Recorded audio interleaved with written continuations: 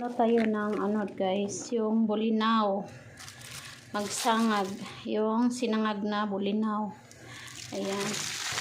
Diyan natin ilagay para matansya natin kung anong karami niya. Ayan. Pwede na yan. Siya. Tapos nagsalang na ako dyan ng mantika.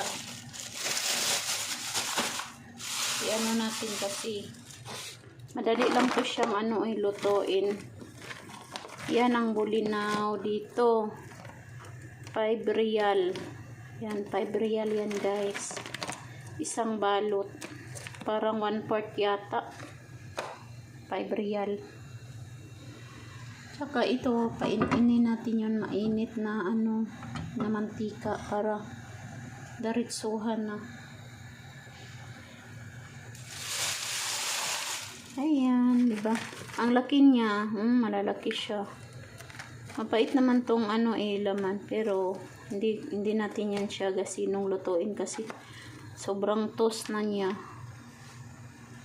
Kailangan ayan na guys. Lagay na natin siya.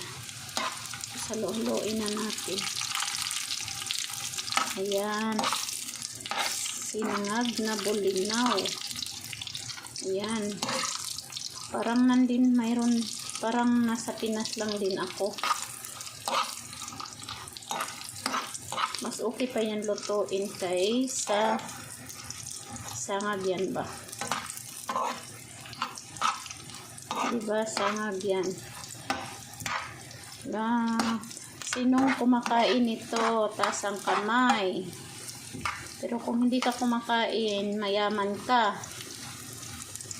At kami naman is pobre kami, pobre. Kasi itong kinakain namin. Okay na yan guys, tama na yan. Ayan, yummy.